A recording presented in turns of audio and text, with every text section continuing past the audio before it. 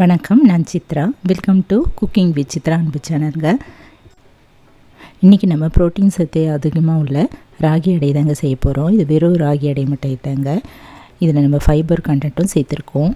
அது என்ன பொருள்னு பார்க்கலாங்க. இந்த அடையில் நான் வாழைப்பூ வச்சு சேர்த்து செய்திருந்தேங்க.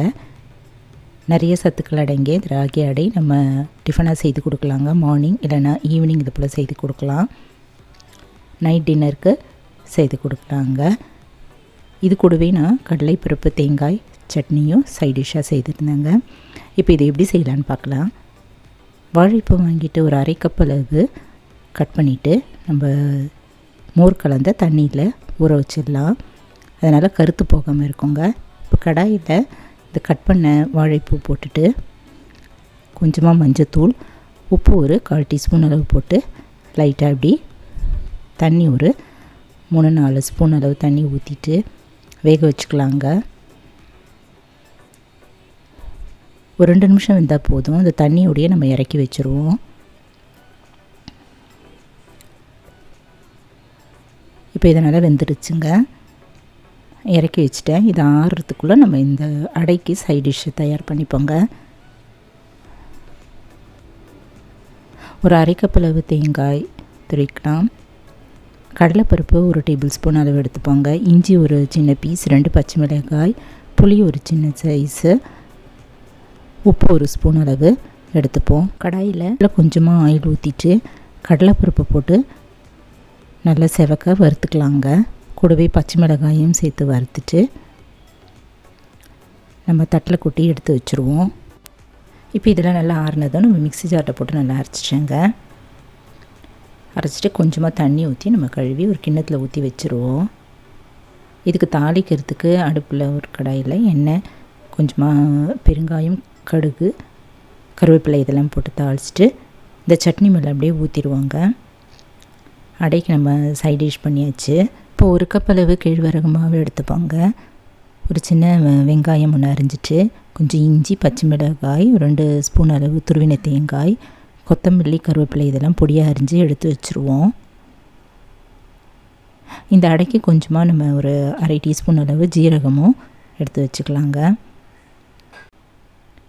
இப்போ வேக வச்சுருந்த வாழைப்பூவும் எடுத்துக்கலாம். இப்போ ஒரு பேசினில் மாவெல்லாம் போட்டுக்கலாங்க. கேழ்வரகு மாவை போட்டுட்டு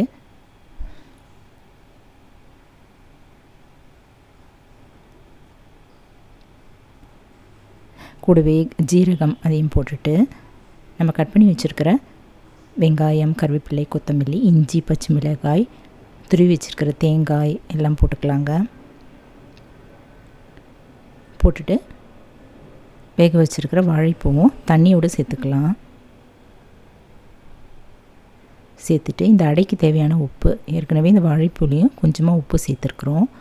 அதனால் பார்த்து இதில் ஒரு 1/2 டீஸ்பூன் அளவு உப்பு சேர்த்துட்டு நல்லா அது போல் பிசைஞ்சிக்கலாங்க. பிசைட்டு இப்போ நம்ம கொஞ்சம் கொஞ்சமாக தண்ணி ஊற்றிட்டு கெட்டியாக பிசைஞ்சிப்போம்.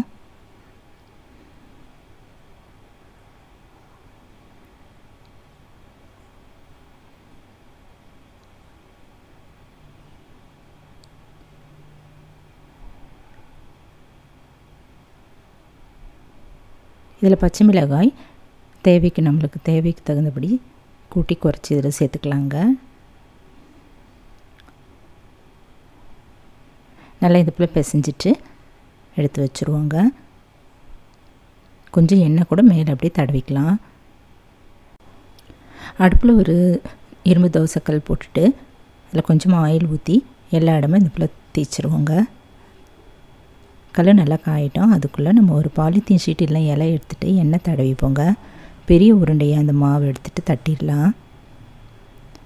ரொம்ப மெலிசாக இல்லாமல் கொஞ்சம் திக்காகவே தட்டிடுவோங்க. கல் நல்லா காஞ்சிடுச்சு.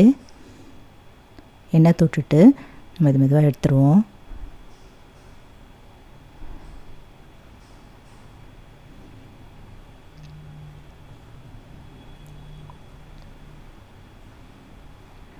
எடுத்துகிட்டு கல்லில் போட்டுட்டு நல்லா ஒரு பக்கம் வெந்த பிறகு திருப்பி போட்டுருவாங்க. சுற்றிலும் எண்ணெய் ஊற்றிக்கலாம். 2 பக்கமும் நல்லா வெந்த பிறகு நம்ம எடுத்துருவோங்க. இந்த பக்கமும் திருப்பி போட்டுட்டு மேலே அப்படி கொஞ்சமாக எண்ணெய் ஊற்றிடுவோம். இந்த வாழைப்பூவில் நிறைய அளவு நார்ச்சத்து இருக்கிறதால டயபெட்டிஸ்க்கு ரொம்ப நல்லது. சர்க்கரை வியாதி உள்ளவங்களுக்கெல்லாம் இது ரொம்ப நல்லதுங்க. அடிக்கடி நம்ம சேர்த்துக்கிறது ரொம்ப நல்லது. நல்லா டேஸ்ட்டாகவும் அருமையாகவும் ரொம்ப நல்லா இருந்ததுங்க. இதுக்கு சைட் டிஷ்ஷாக கடலைப்பருப்பு தேங்காய் சட்னி வச்சுருந்தாங்க. அதுவும் நல்ல காம்பினேஷனாக இருந்தது. நல்லா ஃபுல் டே நல்லா எனர்ஜி கிடைக்க நம்ம இதை போல் ராகி அடை சின்னவங்க பெரியவங்க எல்லாருக்குமே செய்து கொடுக்கலாம். அயன் சக்தியும் இதில் நிறையா இருக்குங்க. புரதம் நார்ச்சத்து எல்லாம் நிரம்பிய இந்த ராகி அடை நீங்களும் ஒரு முறை செய்து பாருங்கள். இந்த வீடியோ பிடிச்சதுன்னா என்னுடைய சேனலான குக்கிங் வித் சித்ரா அன்பு சேனலை சப்ஸ்கிரைப் பண்ணிக்கோங்க, லைக் பண்ணுங்கள், ஷேர் பண்ணுங்கள். தேங்க்ஸ் ஃபார் வாட்சிங். நம்ம அடுத்த வீடியோவில் பார்க்கலாம். நன்றி, வணக்கம்.